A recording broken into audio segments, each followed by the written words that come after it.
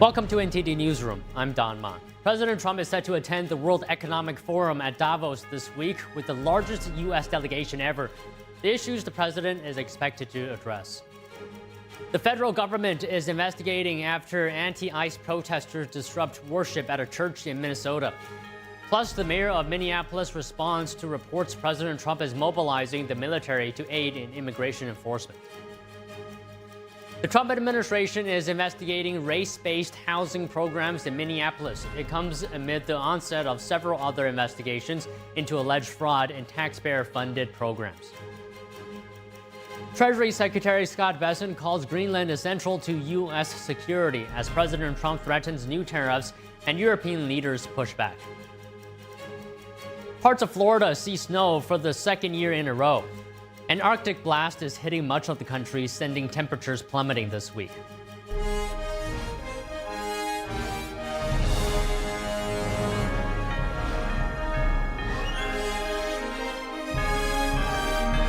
This is NTD Newsroom, live from our global headquarters in New York City. Good afternoon, and thank you for joining us today.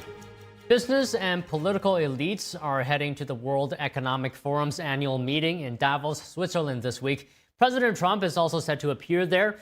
Trump will be bringing with him the largest U.S. delegation ever. It includes the Secretaries of State, Treasury, Commerce, and Energy.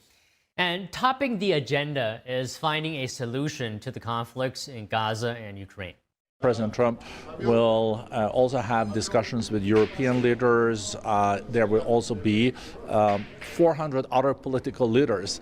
So we do hope for a dialogue and also finding a path forward on Gaza, on Ukraine, but also how we can enhance collaboration even in this very complicated world.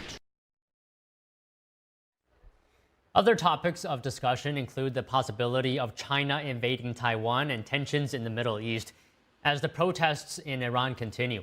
Trump is also expected to address his economic policy. The CEO of the World Economic Forum says that Trump's presence highlights the importance of cooperation between the private sector and countries which have become more and more indebted. Meanwhile, Treasury Secretary Scott Bessent is already in Davos, Switzerland today for the World Economic Forum. He told reporters what President Trump will be talking about during the annual meeting. I think the message is America first does not mean America alone. And I think President Trump will be talking about this is what American leadership in the world looks like. The U.S. will be hosting the G20 next year. And I can tell you in the finance track, we are going to identify the lack of growth as the greatest threat to financial stability. So we are going to be pushing for growth, for deregulation. The Treasury Secretary said Trump will be in Davos this Wednesday and Thursday to sum up the first year of his second term. Bessent said the president will also talk about his thoughts on the economy going forward. Bessent added that the U.S. economy is doing quite well and the Trump administration expects it to accelerate this year. The World Economic Forum's closed-door talks and high-profile panel sessions will run until this Friday. Organizers say this year's meeting is among the most senior gatherings in the forum's history. Besides Trump, there will also be close to 65 heads of state and government, as well as nearly 850 CEOs and chairs. Federal investigations into Minnesota are expanding. Now, the Trump administration is investigating race-based housing programs in Minneapolis, and it comes amid the onset of several other investigations into alleged fraud and taxpayer-funded programs. NTD's Melina Weisskopf has more. Minnesota State Governor is under the microscope. The Trump administration is investigating whether the race-based housing programs in Minneapolis violate the Civil Rights Act. HUD officials are taking issue with the Minneapolis 2040 plan, which aims to prioritize housing resources to people of color, indigenous people, and/or immigrants. Secretary of Housing and Urban Development Scott Turner accused the mayor of racial favoritism. In a letter to the city's mayor, he wrote, "Specifically, Minneapolis has committed to making available and allocating housing resources based on race and nationality. This is in addition to the alleged wasted taxpayer dollars meant for housing programs." Through our fraud prevention, we have found that there is likely over $84 million in eligible assistance that was given to the state of Minnesota during the Biden administration, including almost $500,000 in improper assistance to over 500 dead tenants. And so you think about that. Governor Walz and Mayor Frey have not yet responded to the investigation. The HUD crackdown comes amid several other investigations into Minnesota programs. Independent journalist Nick Shirley continues to travel around in an attempt to expose fraudulent daycares. It's Hopkins Child Care Center. They're receiving over $2 million a year. Where are the children? No footprints of any children around here. No footprints of any children. They can't even answer the question. Medicaid and Medicare funds to the state also under scrutiny. The CMS director, Dr. Mehmet Oz, told American thought leader Jan Jekielek the fraud could in fact run deep into our political dynamics. This might be part of a much larger scheme to change how we elect our officials, and that's very chilling for us. What we're seeing in Minnesota is the tip of the iceberg because it is dwarfed by what I saw in California, which is whole-scale cultural malfeasance around healthcare. There is a Oz said he believes foreign-based gangs are perpetuating fraud in hospice and home health care programs. California is one of the 5 states where the Trump administration has frozen federal funding for social net programs while it investigates alleged fraud. Reporting from Washington, D.C., Melina Weisskopf, NTD News. A federal investigation is underway after anti-ICE protesters stormed a church in St. Paul, Minnesota. The incident took place yesterday during worship at the Baptist Church. Here's the story. This Sunday morning at City's Church in St. Paul, Minnesota was not like any other.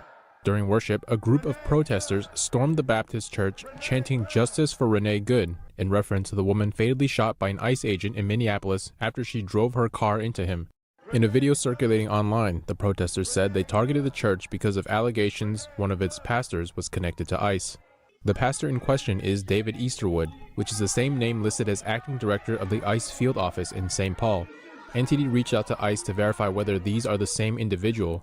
ICE shared a video of the protest from the Center for Baptist Leadership saying, "Agitators aren't just targeting our officers, now they're targeting churches too." In a post on X, Attorney General Pam Bondi said yesterday the Department of Justice is investigating the incident. Assistant Attorney General Harmeet Dillon, who leads the DOJ's Civil Rights Division, said her department is looking at potential violations. She said the protesters were desecrating a house of worship and interfering with Christian worshipers. The incident comes as tensions over immigration enforcement in Minnesota rise. Speaking to Fox News Sunday, Acting ICE Director Todd Lyons once again warned elected officials not to spread rhetoric that could put agents in danger. So we started seeing this back in April, and I sent up the flare and started asking, elected officials not to stoke such dangerous rhetoric about ICE. And now exactly, you are seeing exactly what you just said. You're seeing attacks on ICE officers and our other federal partners for only going out there and doing their law enforcement mission. As protests, sometimes violent, grow, Reuters reported yesterday the Pentagon has ordered 1,500 active duty soldiers to prepare for a possible deployment to Minnesota. The outlet cited 2 officials, though the Pentagon hasn't made any statements itself. President Trump has previously said he could invoke the Insurrection Act to quell unrest, enabling the federal government to send in the U.S. military. The mayor of Minneapolis called the idea of sending in soldiers a, quote, ridiculous and unconstitutional idea. Mayor Jacob Frey said the city will not be intimidated. This act was clearly designed to intimidate the people of Minneapolis, and here's the thing. We're not going to be intimidated. If the goal here is safety, we've got many mechanisms to achieve safety. And the best way to get safety is not to have an influx of even more agents, and in this case, military, in Minneapolis. Meanwhile, Governor Tim Walz has mobilized the Minnesota National Guard. In a post on X Saturday, the Minnesota Department of Public Safety wrote, "The Guard troops are ready to help support public safety and the rights of all who assemble peacefully." The troops aren't deployed yet, but the state says they will wear bright yellow reflective vests to distinguish them from other agencies like ICE. The federal government continues to defend its immigration enforcement operations. In an interview with CBS Sunday, Secretary of Homeland Security Kristi Noem said the vast majority of those arrested by ICE are convicted criminals or have criminal charges. Every single individual has committed a crime, but 70% of them have committed or have charges against them on violent crimes. In a video posted by ICE, an agent confronted by protesters in Minnesota says he and other agents are there to arrest a child sex offender. We're here to arrest a child sex offender. And you guys are out here honking. No, we're pressed. That vehicle right there is honking and impeding our investigations while we're trying to arrest a child sex offender. That's who you guys are protecting.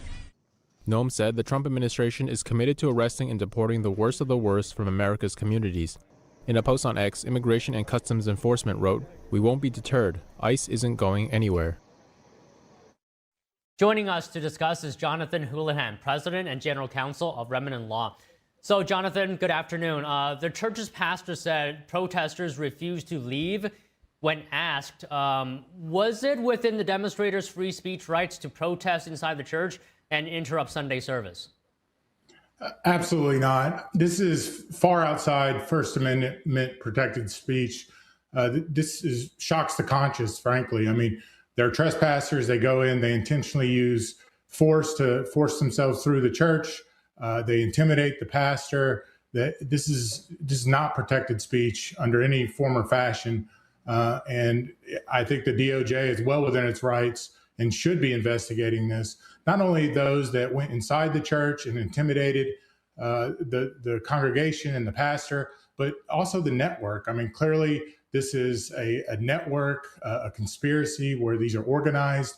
You've seen all these tactics across Minnesota and frankly across the United States, where these aggressive tactics to quell other opinions, to stop and intimidate and coerce is nationwide. So they have to stop this kind of bad behavior right now before it gets out of hand and spreads to other churches.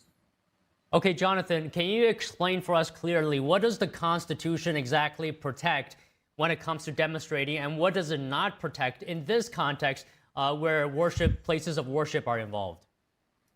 Well, I mean, typically a traditional public forum, a sidewalk, another place where you could protest. It's not private property. Although a church opens its doors to everyone, it's not a place to protest against the pastor and disrupt services. So it's not that protected forum that you'd see, even a limited traditional forum like in a school board meeting or whatnot, where folks are invited in to speak. This is beyond the bounds of protected speech, especially attempting to incite violence, to really disrupt the church services. It's far beyond the pale, and that's why those statutes exist. I mean, Congress passed the FACE Act, other statutes, conspiracy against rights, that recognizes that kind of behavior to intimidate, coerce, or use force is not protected speech under the First Amendment. Okay, so you mentioned the FACE Act. Could you help us understand that? Because the DOJ's Civil Rights Division said it's investigating this over potential violations of the FACE Act. What is it exactly, and what does it mean for them? So the FACE Act was originally a statute passed by Congress in 1994 that was meant for, as they call it, reproductive clinics, abortion clinics, to stop protesters from using force to intimidate those seeking to receive an abortion. It has been extended to religious places of worship. So under that same kind of foundation, the same framework, the DOJ is investigating this activity, going into a religious service and disrupting it. You know, the irony here is the last administration really aggressively pursued FACE Act criminal charges against those that were protesting. Many of those were on traditional public forums, as we discussed, sidewalks. They were on the private property. They weren't on the private property, but on the sidewalks. They were away from the doors, and they still got prosecuted. These individuals went inside the church, into the sermon, and disrupted the pastor, really caused an intimidation across the board. I mean, that's their goal. I think in a lot of these is to intimidate free speech, intimidate those that would stand for the rule of law. It's beyond the pale in this country that these individuals would go into church services and stop church services because in their mind, your opinion doesn't matter. the church service doesn't matter. It's only what they think that matters. And that's not what the First Amendment is about. It's supposed to have protections in place for everybody to foster their own ideas, their own religious services, the free exercise of religion, and to disrupt that is not protected speech. So that's what the FACE Act aims to stop from disruptions like this in the religious services, the free exercise thereof. Okay, final thing. What do you think, what could the charges be here potentially? Well, I think they would, just from watching the videos and what I've seen on open source, I think you've got FACE Act violations. So they clearly disrupted, they used force, they intimidated the church services during the religious service. So at a minimum, they could face a year for each FACE Act violation. But I really think to get to the heart of this, I think the investigation should expand the scope. And I touched on this a while ago, but really a conspiracy against rights. So who is funding this activity? Who is organizing? Who is the C2, the command and control, the money behind all this that are getting these folks to go into religious services? I've got clients around the country that have attended conducting journalistic activities, and they're getting whistles blown in their ear, really beyond what free speech allows. It's inciting violence. They're trying to run them off any kind of counter protest or free speech in traditional public forums. So I think at the end of the day, the heart of this, it needs to get to who is organizing this, follow the money, find out who is behind this, and go after the C2, the command and control element that is really organizing these protests in religious services, and also going after ICE officers at their homes. All of these things are not protected speech when they're blowing amplifiers and music past municipal ordinance, the codes that restricts that activity, which is perfectly lawful to restrict some of that loud noise late at night. All of those things are not protected speech. So they really need to go after the command and control networks to get to the heart of this and stop it. Yeah, I think FBI investigator or FBI Director Kash Patel said recently that they're investigating these protests in Minnesota. Perhaps this one specifically falls within that scope as well. Well, all right, Jonathan, thank you for your analysis today. Thanks, Don. Appreciate it. Treasury Secretary Scott Bessent calls Greenland essential to U.S. security as President Trump threatens new tariffs and European leaders push back. More news after this break.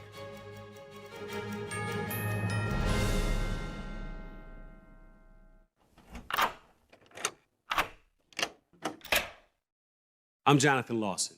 If you're 50 to 85, please listen closely. The lock I want to talk to you about isn't the one on your door.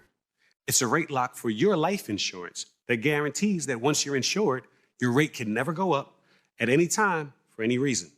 Many policies you see don't have one, but you can get a lifetime rate lock from Colonial Penn.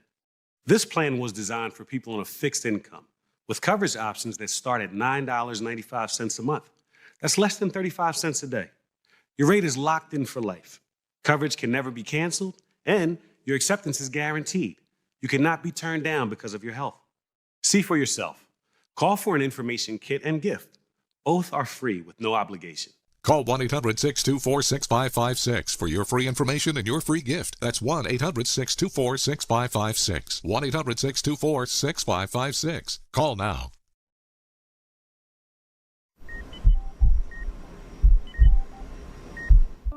I had a pretty normal mom life. Everything was pretty good, and it was a very happy life. And we just had a new baby. And then all of a sudden, within a day or two, she's on life support and fighting for her life. And I knew something was pretty wrong. A little less than a week after I came home, I couldn't breathe. That's when we decided to go to the hospital. I was given the diagnosis that I had peripartum cardiomyopathy, which is basically a pregnancy-induced heart failure. They told me my only chance was a heart transplant. And the American Heart Association helped make that possible. Their research helped save me. This could not happen without monthly donations from friends like you. Your sustained support helps fund life-saving research that leads to medical breakthroughs, like those that gave Jen a second chance at life. Heart disease is the #1 killer in America, and we urgently need your help to save lives. Go to helpheart.org or call now to become a monthly donor today. Your donation of only $19 a month, just 63 cents a day, will make a difference through prevention, early detection, treatments, and cures that help save lives. I am very thankful for the American Heart Association. I'm grateful for just every day that I get with my children. Please go to helpheart.org or call now with your donation of just $19 a month. Join our community of monthly donors, and you'll get this limited edition t-shirt you can wear to show you're helping save lives. One simple act today can save your life or the life of a loved one. So please, call or go to helpheart.org now to help save lives.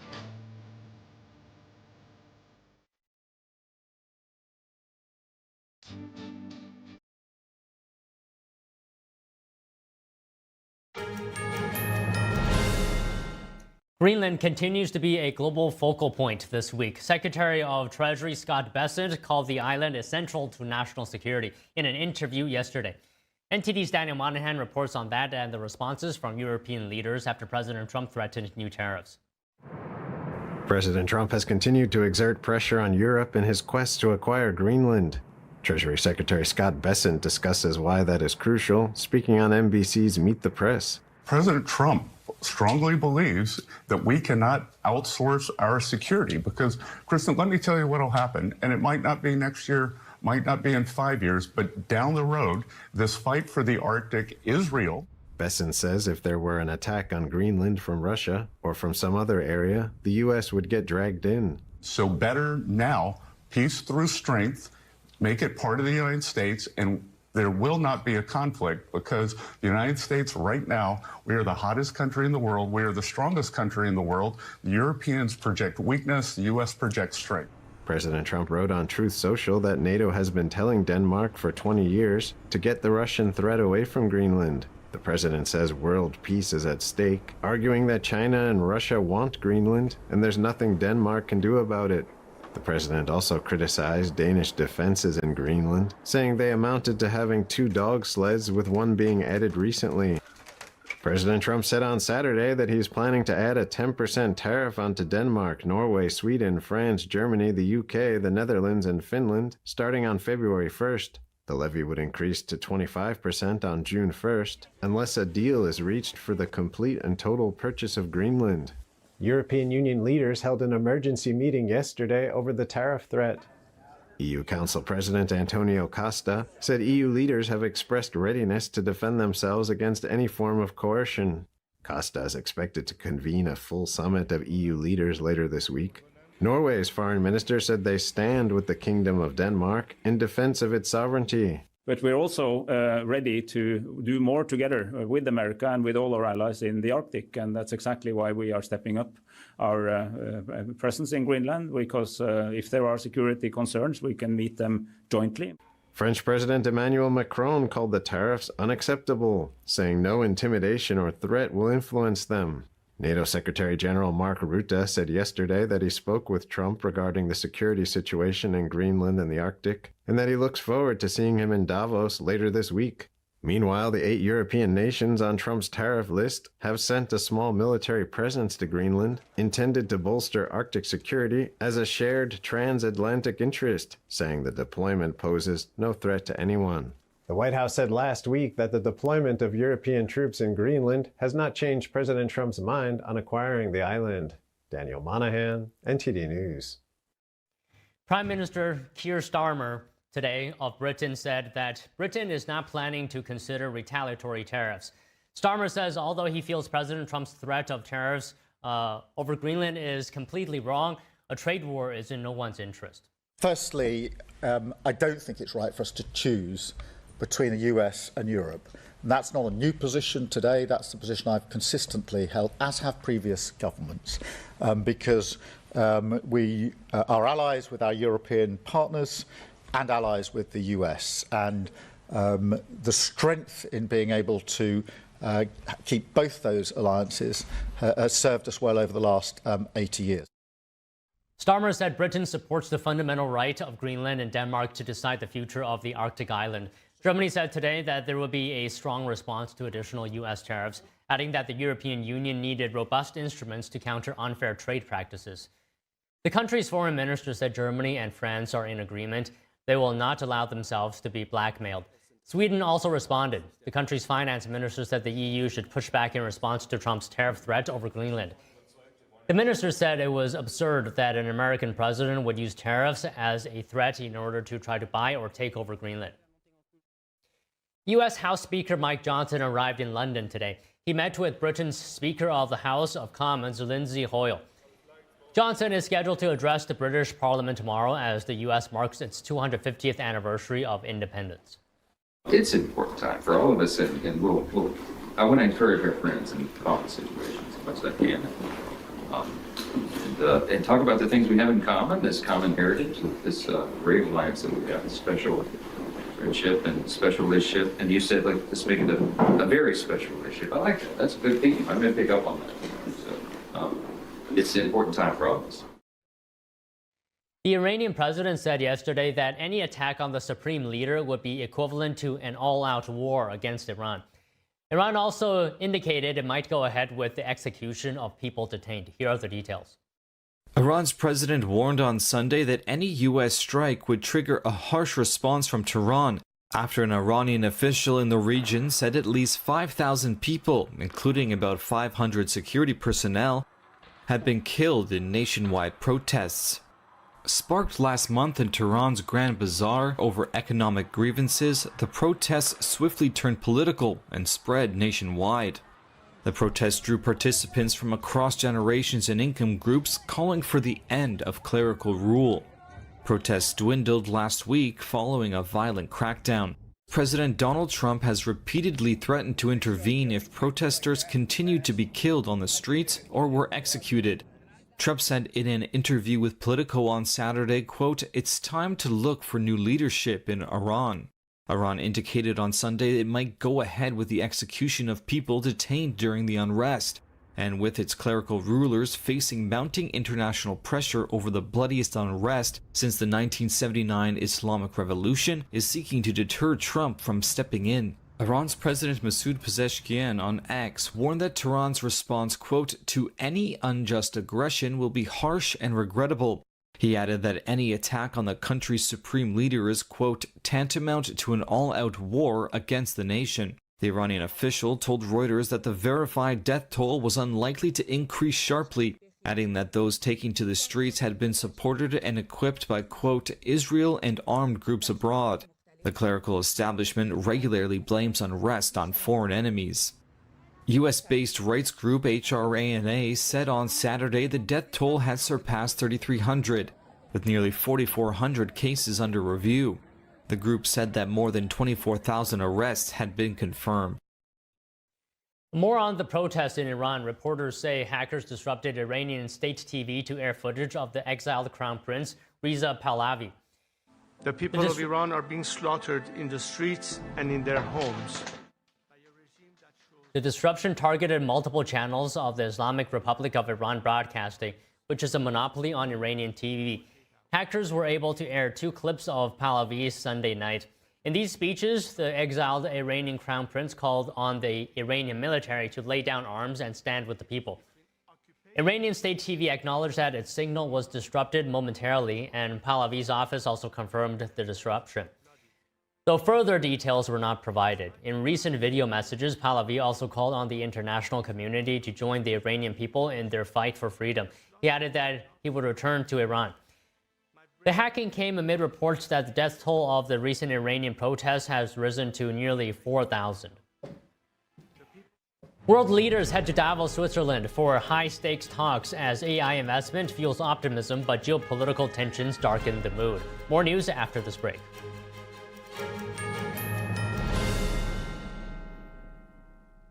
Is deep-sea fish oil really healthy? Due to pollution in the oceans, most fish contain heavy metal elements and radioactive substances. That's why it's so important to choose a pure source of omega-3. Puritan Green Vegetable Omega-3 is made from purslane and perilla seeds, which are rich in nutrients and minerals. It effectively improves brain power and is beneficial to the heart's health. Puritan Green Vegetable Omega-3. Eat 2 a day and you'll feel brand new. What if kids in America didn't have to go to bed hungry tonight? What if our moms, dads, and grandparents could put healthy food on the table every day to help us grow strong? What if all of our friends and neighbors had fresh food too, and there was no hunger at all in America? And what if there was a way today for you to help? Call now or go online to helpfeedingamerica.org and give $19 a month, just 63 cents a day. So many of us don't have enough food to eat, but your monthly gift means families across the country and in your community can fill plates with food. Kids can get healthy meals year-round, even when school's out, and our neighbors can have fresh food. Food that moms, dads, entire families need to thrive. But right now, more people are facing hunger. Feeding America works from coast to coast with partner food banks, food pantries, and meal programs. It takes all of us to make that happen. Will you help too? Please call the number on your screen or go online to helpfeedingamerica.org and give just $19 a month, and we'll send you this free canvas grocery bag. It's our way of saying thank you for helping to end hunger for our neighbors. Because no kid, no mom or dad, nobody should go hungry in America. Nobody. So what if today was the day you could help nourish futures for our friends, our families, for all of us? Ending hunger is possible. What if we end it together? Call or give online today at helpfeedingamerica.org and your gift can be doubled. Thank you. I need to sell my house. Now, there are a lot of places that claim to know how much it's worth, but they don't really know my house or my neighborhood, and they definitely don't show me all my options. That's where HomeLight comes in. I just answer a few questions and HomeLight gives me a side-by-side comparison of my options, personalized for my needs. And they'll show me what verified buyers will pay for my house right now. It's easy, and it's free. No matter how you choose to sell your home, selling starts at HomeLight. Get started today at homelight.com.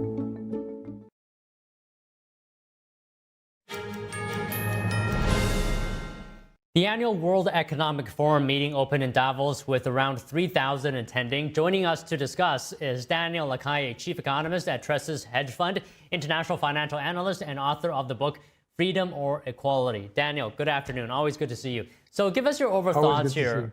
Good to see you. Your overthoughts here on this year's meeting. Why do you think we're seeing such record turnout for it? Well, I think that the Davos meeting this year is very, very important. There's a huge change in the world in terms of the view about what the governments should do relative to the economy. We have seen with the election of President Trump, but also in El Salvador, in Italy, in Argentina, how the old messages of interventionism, of inflationism, of constant government meddling, increasing the size of government in the economy, etc., have started to shift. And certainly there is a new debate. The World Economic Forum, unfortunately, in the past 10 years, has sided aggressively toward all of those policies that have increased interventionism, hyper-regulation, high taxes, and also central bank interventionism. So I think that it's very important that the Trump administration goes to the Davos meeting to advance with the ideas of freedom and with the ideas that bring back the prosperity of the economies coming from the private sector, not from the intervention of government. So I think it's going to be a very, very significant event that is going to create a lot of headlines. Yeah, just adding to your point there, Treasury Secretary Scott Bessent said President Trump will speak about America first, as you alluded to, deregulation and economic growth. And Trump is reportedly leading one of the largest U.S. delegations to Davos ever. So just talk to us a little bit about Trump's role here. What do you think it is that's going to play at this year's Davos? Role number one is to remind the world that the United States is going to be the only major economy of the G7 that is growing in 2025. A lot of the estimates of the experts of the World Economic Forum, Davos, etc., we're talking about recession. We're talking about high inflation in 2025. We're talking about a disaster for the U.S. economy. And what we have seen is the opposite. So the first role of President Trump is to remember and to remind everyone that when you put America first, when you put American citizens first, when you put businesses and the recovery of the private sector as the forefront of policy, that is positive not just for America, but for everybody else. He is also going to be discussing the very successful number of trade agreements that have been signed in 2025. At the same time, and I think that this is the crucial factor, this very substantial delegation is going to be addressing with global leaders, with banks, with companies, with different governments, the policies that need to be implemented in the future. And basically, I think that Secretary of State of the Treasury, Scott Bessent, is going to be a very significant figure, because he is going to be reminding people that you cannot create or engineer economic growth and development through high government spending and high taxes, that you need to go back to economic sanity and to supply side measures. I think that his role is going to be very significant. Okay, so in addition to some of your concerns you talked about up to this point, the WEF has been widely criticized as well by free market thinkers and conservatives as being an advocate for woke ESG, right, and DEI policies. In addition to that, renewable energy investments, another thing that is part of all that, critical race theory as well. So do you think President Trump, against all of this, can he change the forum's future, its trajectory? I think that he can, and that I think that he has started to do it. Remember the milestone keynote speeches of President Trump and President Milei in the Davos Forum, greeted with an incredible support from the audience. And I think that this is key, is that all those agendas, the DEI, the woke agenda, the interventionist measures, the degrowth agendas, the tax everywhere agendas, the things that we have heard in the World Economic Forum at Davos, people like me are outrageous in the past 10 years, to the extent that a lot of very important people and a lot of very influential analysts and investment bankers and businesses have stopped going to the World Economic Forum, because it moved from being a healthy forum of debate to being a rhetoric and narrative-driven ideological ground. It was so crazy that when President Trump was elected, there was a discussion, there was a forum, one of those panels of discussion, in which they said, and I quote, "President Trump has won, we have lost." Who on earth told them that we is them? That's the problem, is that so many businesses, so many banks, so many analysts were slowly surrendering to these agendas that have generated inflation, low growth, low productivity growth, low real wage growth, more taxes, generalized discontent all over the world. And I think that it's time to bring back sanity. It's time to bring back supply side measures. It's time to remind people that entrepreneurs are not the evil people, that businessmen are not, and businesswomen are not evil, that what they bring is, as President Milei said in Davos, what they bring is prosperity, and that we need to go back to defending free markets, capitalism, low taxes, and prudent fiscal policies instead of interventionism. Okay, well said. I want to talk specifics now about some of the things happening at the World Economic Forum.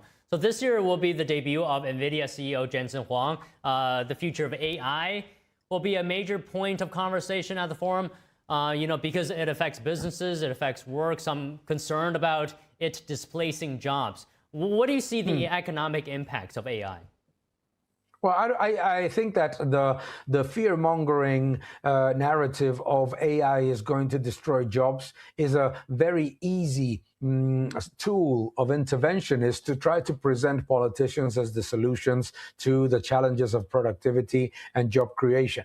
AI does not destroy jobs. AI displaces some of the skills of citizens. All of that is improved by education, by more cooperation, by higher investment and more competition. AI is not going to be a negative effect for the economy. It's going to drive higher productivity growth. We have seen in countries that have a very significant implementation of AI in South Korea, for example, where unemployment is not only exceedingly low, but also exceedingly low in the so-called low-skilled jobs.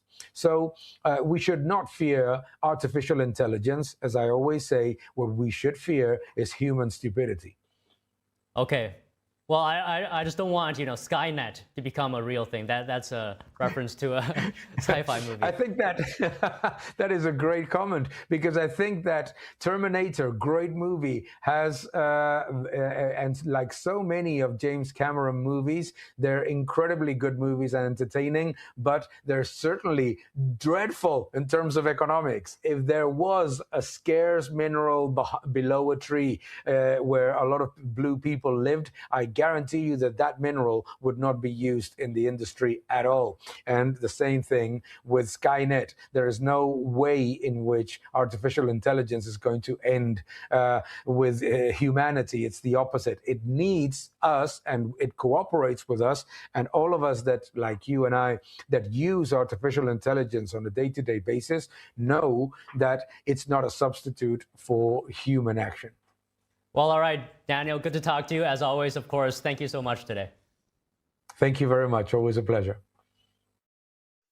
A rare burst of winter weather bringing snow to parts of Florida for the second year in a row. Snow briefly fell across the western Florida panhandle early yesterday. It didn't last long, though. The flakes didn't stick to roads and quickly melted away. Last January, some of the same areas got up to 8 inches, the most snow in many places since the late 1800s. Yesterday's snowfall was part of a broader winter storm affecting much of the country. Further north, forecasters are warning of dangerously cold temperatures over the next few days. Across the northern plains, a strong Arctic blast is bringing sub-zero temperatures and frigid wind chills. And along the Great Lakes and northeast, heavy lake effect snow is expected through the week. Forecasters warn the strong winds sweeping in could be the coldest of the season. An extreme cold snap is expected to hit New York City this week. Forecasters say wind chill temperatures could drop below 0 degrees and the cold could last until the end of the month. Hundreds of flights were canceled across New York and New Jersey as snowstorms descended on the region yesterday. New York City has warned residents to be watchful for signs of hypothermia. The city's public health system warned that anyone experiencing symptoms of hypothermia should seek medical care immediately. Symptoms include shivering, increased heart rate, mental confusion, frostbite, or blisters on the fingers. Meanwhile, Italian fashion designer Valentino Garavani has died. He was 93 years old. Find out more about that after this break.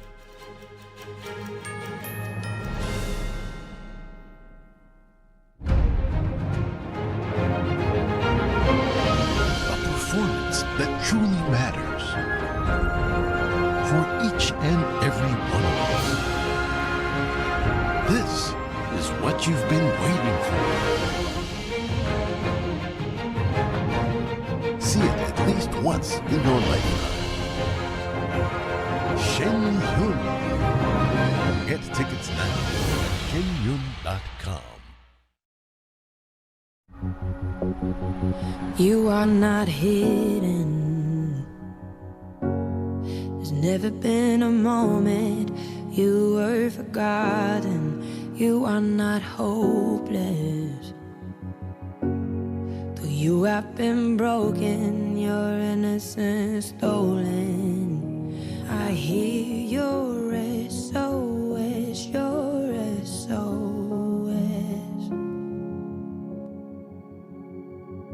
I will send out an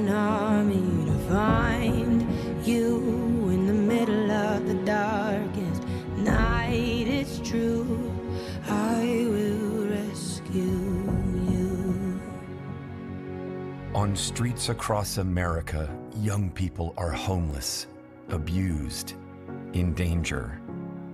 Covenant House is helping young people with nowhere else to turn.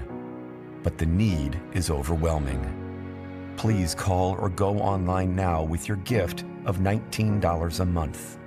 You'll help provide hot meals, safe shelter, medical care, and love to more than 2,000 young people who sleep at a Covenant House every night. Homeless young people are afraid and alone. Your monthly donation right now will show them they are loved and safe. I have no words to express how Covenant House changed my life. Call or go online now and give just $19 a month. We'll send you this comforting blanket as a reminder of the difference you're making in a young person's life.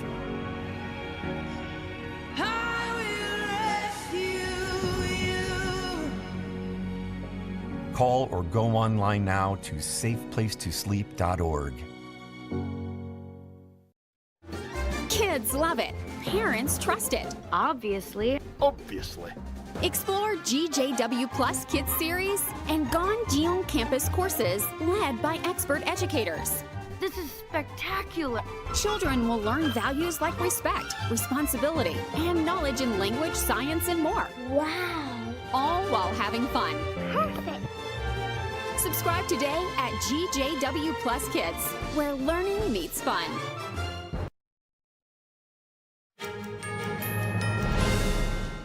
A high-speed train in southern Spain derailed last night and collided with another train. At least 39 people were killed and more than 150 were injured. The mayor of Ademuz, Spain, reacted to the incident. Listen. The scene was horrific. It was terrible. People asking and begging for help. Those leaving the wreckage are images that will always stay in my mind. The derailment happened when the tail end of a train carrying 289 passengers went off the rails. Emergency service workers were trying to access the interior of the train amid the wreckage. Officials said the death toll is likely to rise. The Prime Minister of Spain called the accident a painful day for his country. We will uncover the truth. We will find out the answers. And when we know the origin and cause of this tragedy, as we must, we will inform the public via the media with absolute transparency and clarity. Spanish Prime Minister Pedro Sanchez canceled the planned trip to the World Economic Forum in Davos as he visited the crash site. He declared 3 days of national mourning starting at midnight. The accident is the deadliest in Spain in over 10 years. A crash in 2023 killed 80 people after a commuter train derailed as it came around a bend. British politicians and hundreds of protesters gathered to oppose the China-proposed mega embassy in London. This would give China its biggest embassy in Europe, but protesters worry about transnational repression and the risk to national security, given the site's proximity to sensitive financial databases. NTD's Malcolm Hudson has more for us from London. Hundreds of people gather in protest outside Royal Mint Court, the proposed site of a new Chinese mega embassy in London. Now, people are here for two reasons. The first being that last week it was revealed that the Chinese plan to expand basement rooms at this site close to highly sensitive fibre optic cables connecting London's two financial centres. And the second reason being that the Prime Minister Keir Starmer plans to go to China in the coming days, and so we're expecting the decision of whether this embassy will go ahead or not. Protesters held flags and banners chanting "No Mega Embassy." Conservative Party leader Kemi Badenoch called for the British government to stop the proposed mega embassy amid serious concerns about China. Whether it's spying, disrupting a lot of our services, issues with trade, the harassment of British nationals with connections to China, the harassment of the people of Hong Kong. There is so much that we're concerned about. The Telegraph newspaper reported that the plans for the site, located near the touristic Tower of London, include 208 secret rooms and a hidden chamber. Critics fear the secret basement rooms could be used to detain dissidents who have fled from the Chinese regime. Hong Kong activist Chloe Chung is based in London and has a $1 million Hong Kong dollar bounty on her head. That's around $130,000. She says she fears for her safety.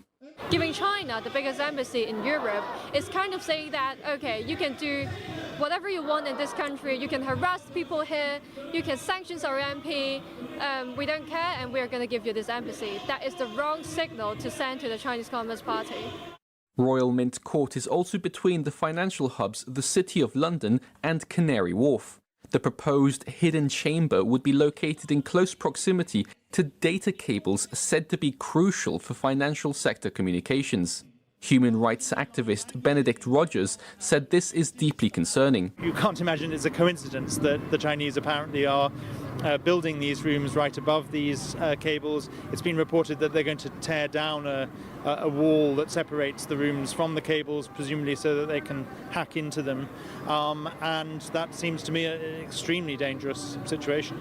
The decision on whether to approve the Chinese embassy plans has been repeatedly pushed back by the government. Ministers have promised to make a decision by January 20th, ahead of Starmer's expected visit to China. Last November, prominent US lawmakers wrote to the British Foreign Secretary urging the UK to deny approval. They said the close proximity to critical communication cables could jeopardize intelligence sharing between the UK, the United States, and other Five Eyes partners. Malcolm Hudson, NTD News, London. Japan's Prime Minister Sanae Takaichi is calling a national election next month. She is rallying voter support for increased spending and a new strategy to accelerate defense buildup. Here's that story.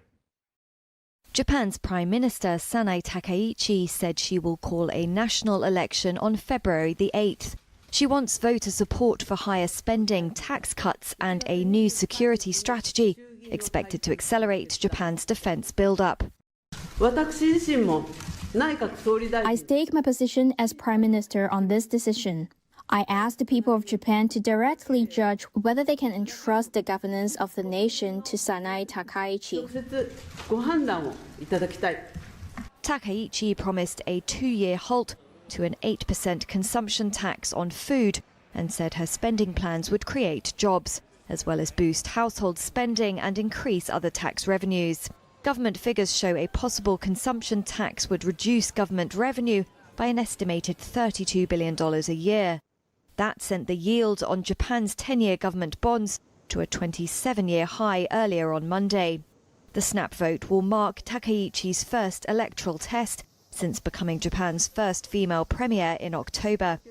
Calling an early election allows her to capitalize on strong public support and tighten her grip on the ruling Liberal Democratic Party and shore up her coalition's fragile majority.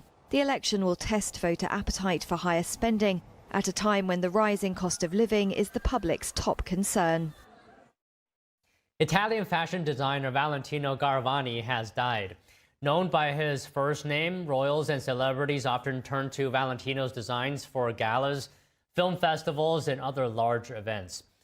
Valentino's fashion career spanned nearly half a century, from the 1960s to his retirement in 2008.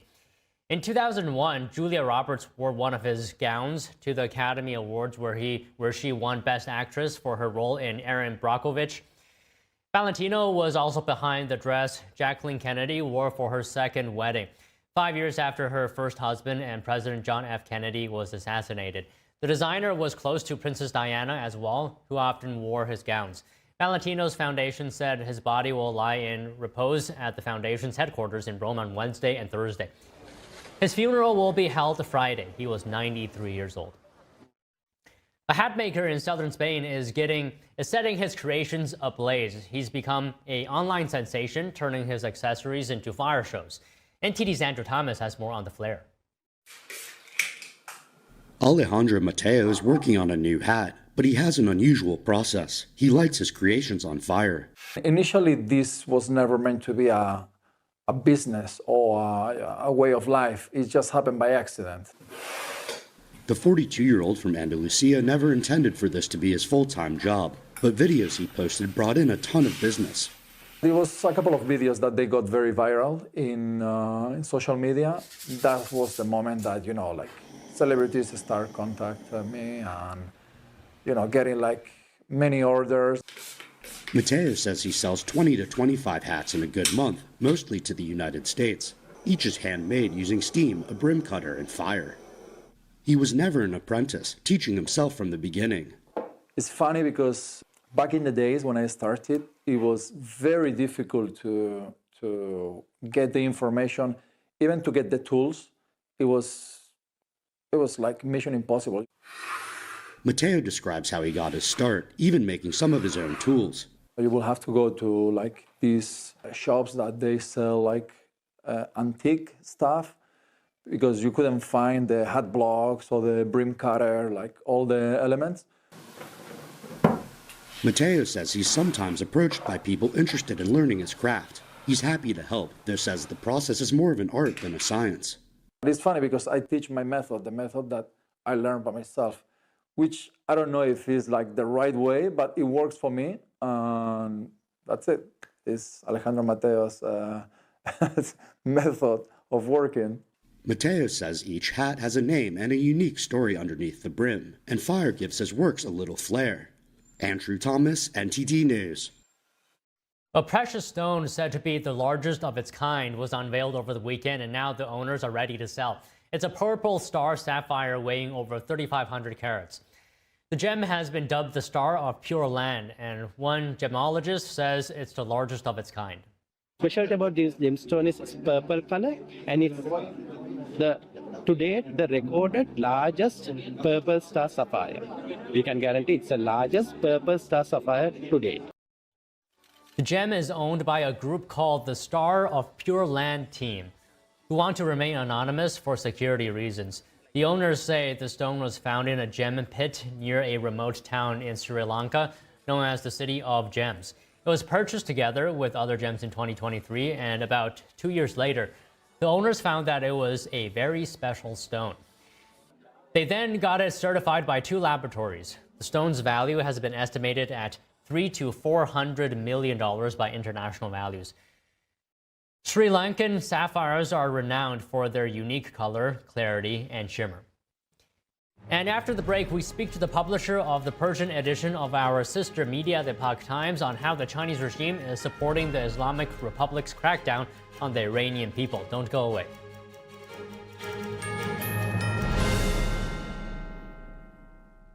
I'm Amy Grant, and I want to talk to you from my heart about the heart. I would have been the last person on the list to say this woman has a problem with her heart.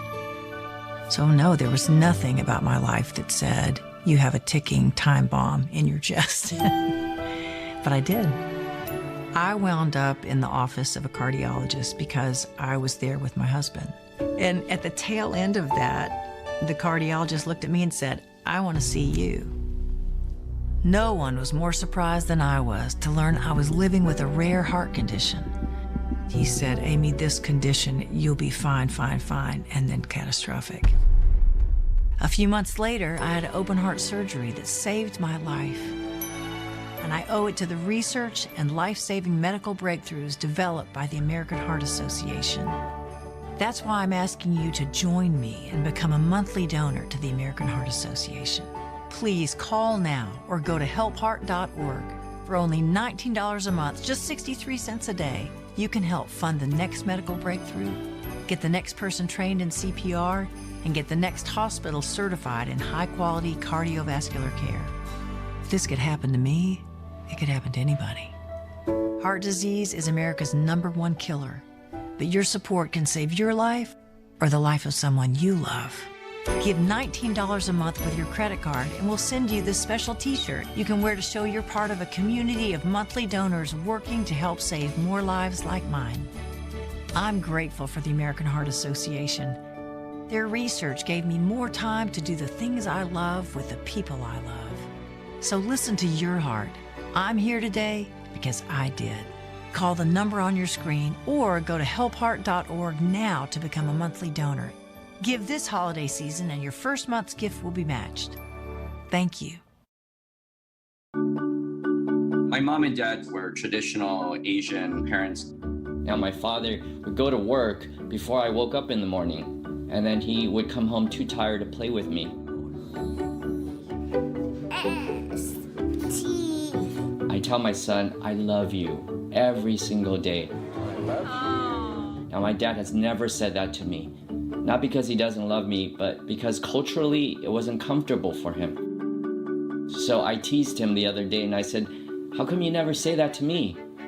And he said, "You're too old now." Now that he's a grandfather, he says, "I love you" to my son every time he sees him.